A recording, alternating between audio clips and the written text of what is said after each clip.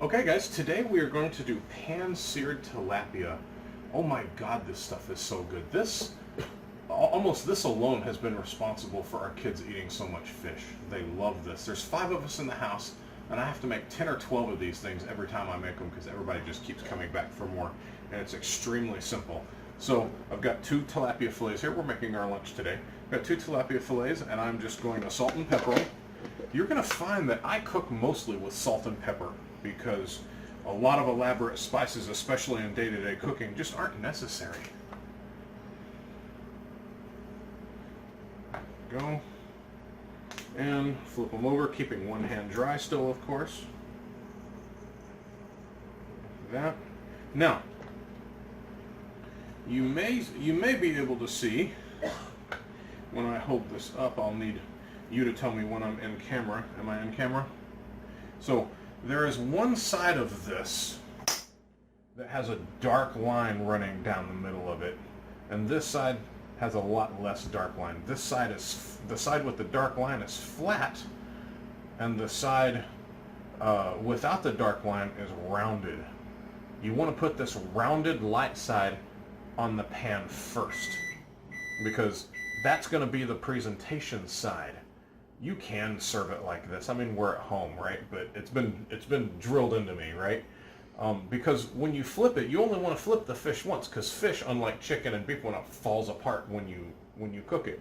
So you want to do this, and then turn it over in the pan and do that, and then take that and put it directly on the plate. You don't want to have to take the fish when it's lovely and flaky and falling apart, right?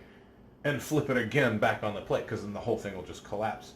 So if you can, try to find this piece, the side that's flat and has the dark piece, and that other side goes down first. Yeah, that flat inside piece, that's the inside of the fish, isn't it? That flat inside piece? No, Yeah. this is the skin side. Really? Yeah. Oh. Oh well. So, come over here. I've got my pan. I've been heating it up this entire time. You can see it smoking, and it's very hot. Well, this is not a cast iron, is it? No, this is a steel, but it's pretty close. But they could do fairly well with a nonstick. Oh yeah, absolutely. I've done this with nonstick many, many times. So you see I'm getting a lot of smoke off of that. It seems like this is way too hot, but as fast as the fish cooks, you want to get a really nice dark brown crust on it. This is going to be beautiful because the fish will just get lovely crusty. Now we've got to do a couple practice landings here, especially when I'm making a whole bunch of these things. The first ones are the only ones that stick at all because the pan has to kind of get seasoned and used to it, right? It's going to catch. So I'm going to take some passes here with my fish and kind of swim it around a little bit so I can build up a little bit of a crust on the pan, and then I can lay that in there, and now it has a lot less chance of sticking. And I'm going to do the same thing here. I'm going to kind of swim it a little bit. There we go. I'm going to take my fish spatula. You can use any spatula you like. I'm going to turn this one around because I really want that thin side on the inside. So you got a fat side and a thin side. I want that thin side towards the middle of the pan because when I flip it, I can support it on the thick side when I flip it, right? Because I'm not going to do like a pancake and pick it up and go BAM! I'm going to gently lay it over, and if you try to gently lay it over on that thin side, it'll just snap in half. So you'll see when I flip it. The thick side is the axis over which you're rolling. Yes. Yeah.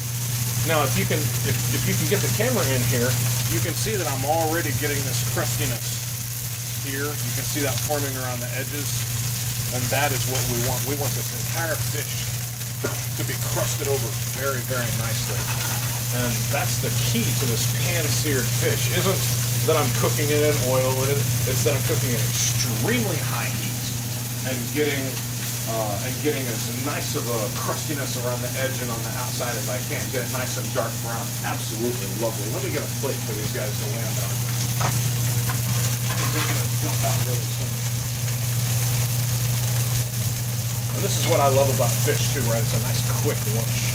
It's a nice quick anything. And I've seen tilapia, that's the thing is how long to cook this. right? So this, I'm trying to teach you how to cook. I'm not just showing off, right? So how do you know how long to cook this? Well, that's tough because I've seen tilapia anywhere from these size fillets all the way to these size fillets and this thick, right? I mean, we've gotten some pretty damn big tilapia before. So I would say that it's time to turn them. I don't know how well you can see this, but when you start to see the white, kind of like pancakes, when you start to see the bubbles coming up in the middle, right? When you start to see this white starting to come up around the edges like that, then it's time to turn. Or when the things are going to burn. So I see that. I see the white here, right there, coming up around this edge. Hold it steady for a sec. I guess so. So you can see it in real life, though, right? So it's pink here and it's white here. Okay, yeah.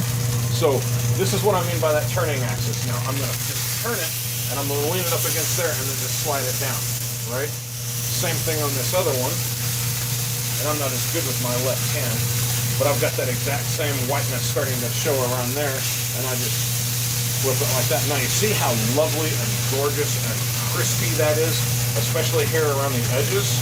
On this thin side right here that we have on both fillets, the kids fight over these little crispy bits right here on this side. In fact, Benny, when he always comes in and grabs half a fillet first, he always cuts it right there and grabs the crispy piece first. Can't say that I blame him. Right. And we do chicken like this.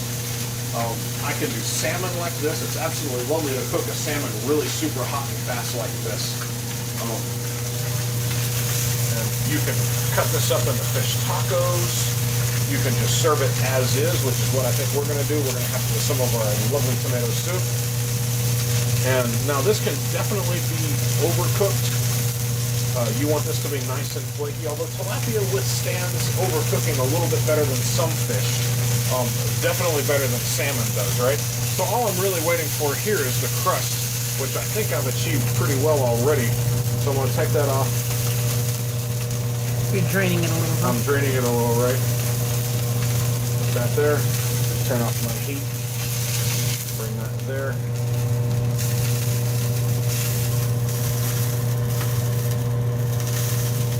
There we go. Just like that.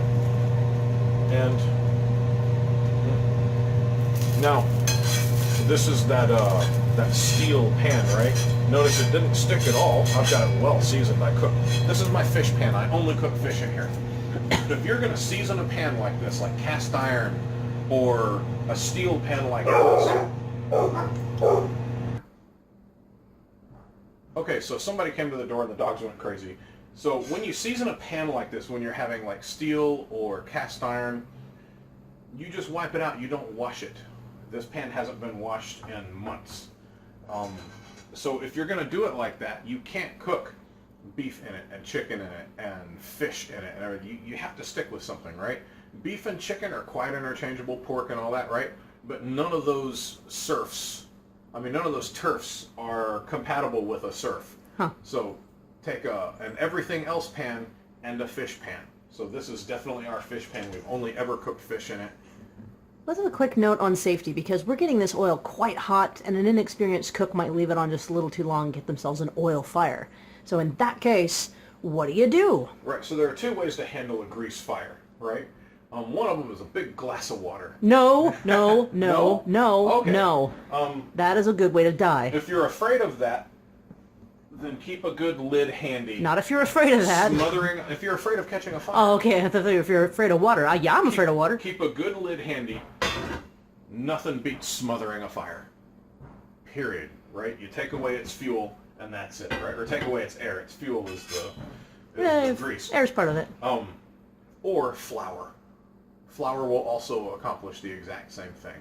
So if you're afraid of that, keep a lid. If it gets way too big and you just can't get your hand in there to get the lid on, which you really won't get burned, put the lid on there, then stand back and toss some flour onto it. And I don't mean like in sprinkles. Let me take a handful of flour and dump a thing of flour on it. It'll douse it pretty well. Right.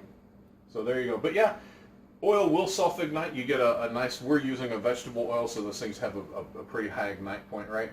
You do something like one of those other oils like olive oil or whatnot. It's got a pretty low smoke point and a pretty low ignite Or something point. family like macadamia or something. Yeah. We wouldn't use something like that because it would scorch anyway. Yeah, exactly. So a good vegetable oil, peanut oil, something like that is really nice for something like this. But yeah, you notice I got it pretty hot and it was just fine. Yeah, but if you forget and leave it, then it's going to catch on fire. Yeah, exactly. Anyway. That's why I get the pan really hot and then put the oil in right before I cook. Right. Because I will walk away. Yep. Anyway, there you go. This